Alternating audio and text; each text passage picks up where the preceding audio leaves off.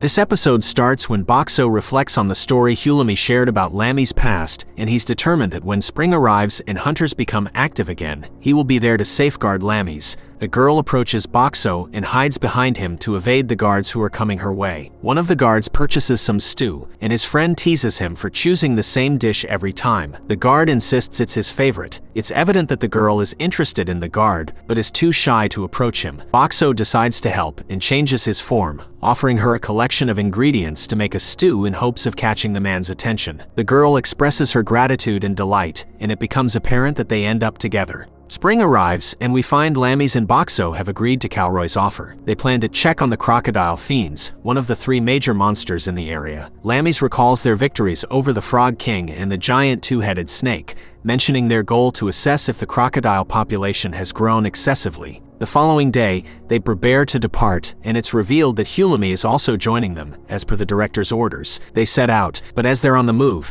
they are suddenly attacked by frogs. Calroy's group swiftly handles the situation. As the group takes a break, they express their delight in having Boxo as their reliable source of sustenance, sparing them the need to hunt. Boxo impresses everyone by unveiling a new feature, an emergency box that contains parts for a portable toilet. The group is left awestruck by this revelation. Although Calroy playfully takes credit for bringing Boxo along, the group remains unswayed. As they continue their journey, Calroy underscores the importance of vigilance in their territory. He assigns AKA and Shiro the task of scouting, and the two set off as the group waits. When they return, the scouting duo reports encountering a group of 30 crocodile fiends. Hulumi explains that mid-sized groups can range from 10 to 50 members, and they remark that these crocodiles were as tall as them. Calroy proposes that since the number is relatively small, they should consider avoiding the confrontation. However, Filmina reminds him that crocodile fiend materials fetch a high price. Calroy concedes, and they decide to engage in battle during the day, as the crocodiles are more ferocious at night.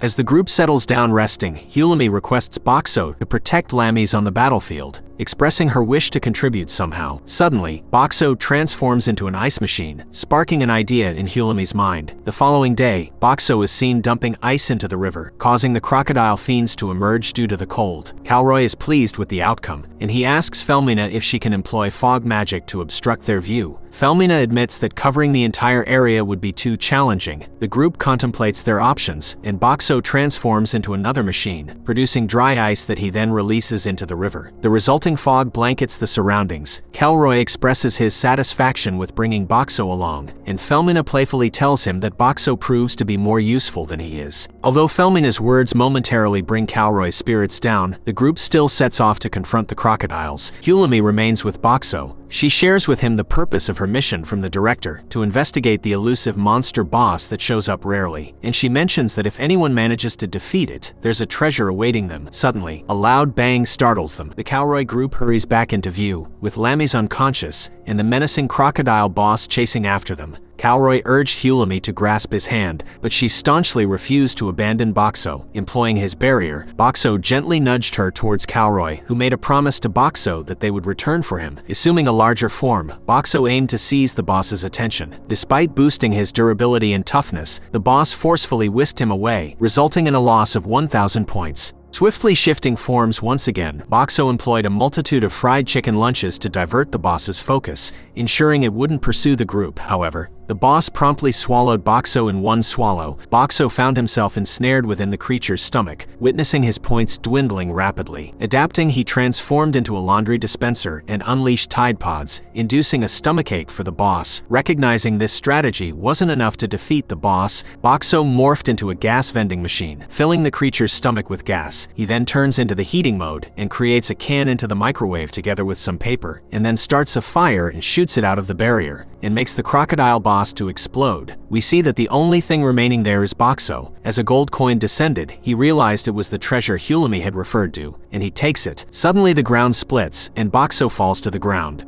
As Boxo continues to fall, he transforms into a balloon machine in an attempt to inflate the balloons for a softer landing. However, the process proves too slow, prompting him to spend 10,000 points to enhance the inflation speed. The barrier becomes brimming with balloons as he transforms into a cardboard machine to slow his fall. observing a colossal labyrinth before him. He recalls Hulami's mention of a giant labyrinth under the Clearflow Lake stratum and captures images from security cameras. When he lands, he finds the coin he had earlier won lying in front of him, but his inability to pick it up frustrates him. Checking his newfound functions, he is surprised by his 1 million points, the reward for defeating the monster. Exploring his options, he notices a vending machine rank up function, utilizing it to raise his rank to 2. Spotting some fresh functions, he transforms into a coin-op vacuum cleaner. Deftly retrieving the coin, he wonders what the coin can do, but it ends up the coin is just a reward for beating the crocodile boss. Boxo gets disappointed. Suddenly, a notification system alerts him that his transformation time for the day is nearing the 2-hour limit, urging him to revert to his original form. Boxo expresses his surprise, admitting he was unaware of the existence of a time constraint.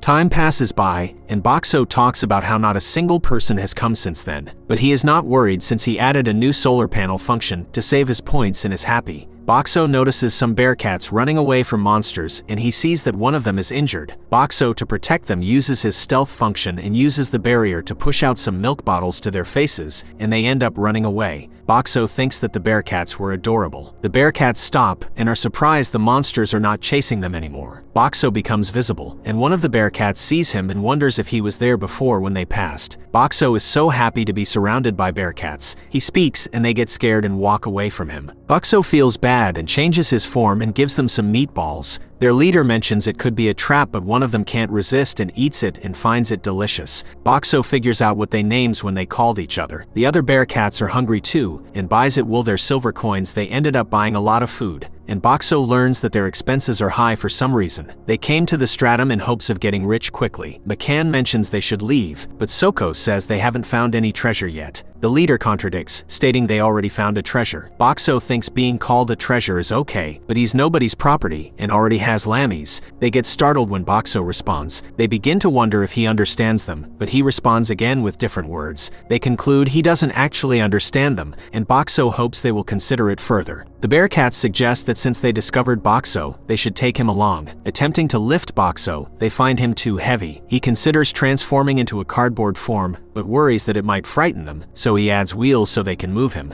As they continue their journey, they discuss the possibility of selling Boxo for a substantial sum. However, Boxo asserts that he has no desire to be sold. During their walk, the bearcats recall that this is the area where they had encountered the enormous monsters before. It occurs to Boxo that he should inform them about his barrier, which might come in handy. Boxo traps 2 of the bearcats inside his barrier, and they get anxious for not being able to get out. The other 2 try to get in, but they can't. Boxo gets them out of his barrier and feels bad for making them wary of him. They think he is messing with them, and he gives them free food to calm them down. As they are eating, they suddenly hear the voice of the huge hog fiend, and they get out of there. Boxo wants to help them, and changes his form into a kerosene pump and dumps it, and makes the fiends to slip.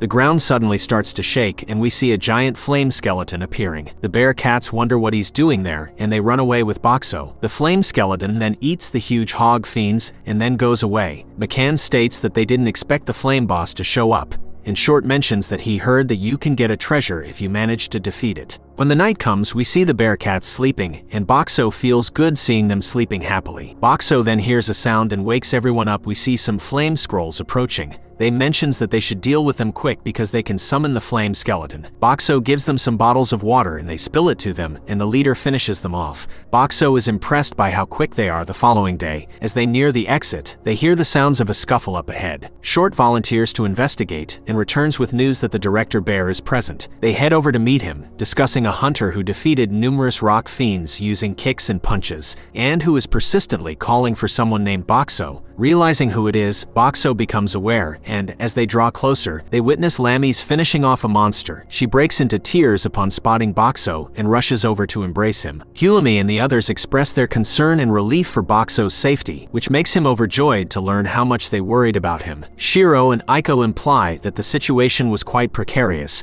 leaving Boxo puzzled about their statement. Felmina reveals that Lammy's was angry with them for betraying Boxo and emphasizes how fortunate it was that they managed to locate locate him. The Bearcats approach the group, and the director expresses gratitude to them for safeguarding Boxo. The Bearcats inquire about Boxo's significance, and the director explains that he can comprehend and communicate with them. Skeptical, due to Boxo's seemingly random utterances, Lammies clarifies that Boxo's communication is restricted, prompting their amazement. When they come to realize that Boxo understood their conversation all along, they react with astonishment.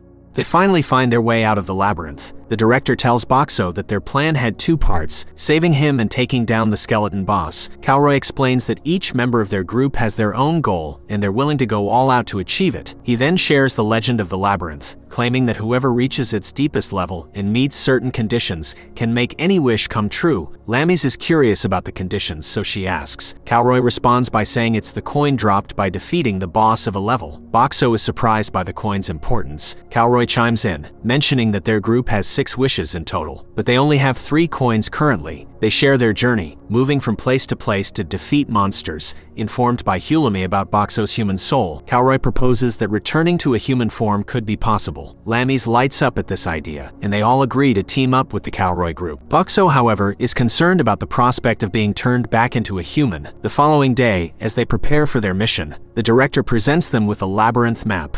But Boxo notices that it's not entirely accurate. He tries to show them the pictures he took while falling, impressing the director, who promises him a bonus upon their return. During their walk, they discuss strategies to defeat the skeleton boss. The director reveals a preset trap, and they consider luring the boss into it. Calroy points out that even if they do trap it, the boss's flaming body will melt every attack thrown to him. He proposes using Felmina and Boxo's water abilities to fill the trap. Calroy asks if Boxo can discharge a large volume of water, and Boxo realizes that using bottles of water would take too long. He then has an idea and transforms into a pressure washing machine, impressing everyone with his ingenuity. However, Boxo is concerned about the duration of his transformations. 2 days pass, and Boxo spends 1 hour each day as a power washer while the Bearcats help by throwing in bottled water at other times. But when Mikan goes to check how much water has collected, he finds the ground wet but no water collected. They get disappointed. Boxo devises a new plan and transforms into an ice machine, dumping ice instead of water to create a different approach. During the night, Lammies approaches Boxo and asks if he would like to be turned back into a human. Boxo isn't sure, as he grapples with conflicting thoughts. He's torn between the fear of becoming less useful as a human and the realization that as a vending machine, he's incredibly valuable to others. He worries that without his vending machine abilities, he might feel useless and lost. Lammies tells Boxo that she wants to talk with him and do all sorts of things with him,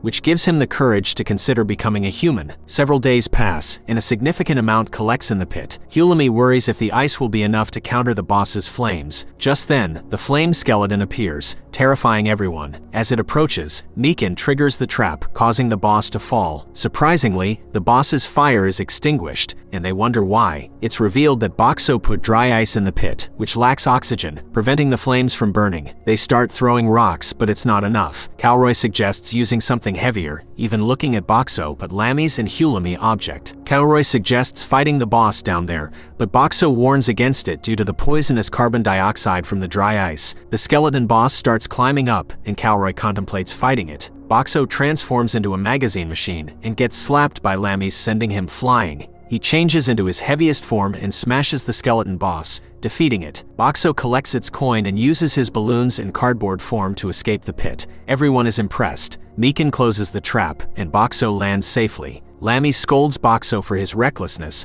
but he's relieved that everyone is safe. Calroy asks about the Stratum Lord's coin, and Boxo is ready to hand it over, but Hulumi takes it, asserting that it belongs to Boxo since he defeated the boss. Calroy offers 100 golden coins for it, and since Boxo already has one, he agrees to give it to him. The group heads back to the village.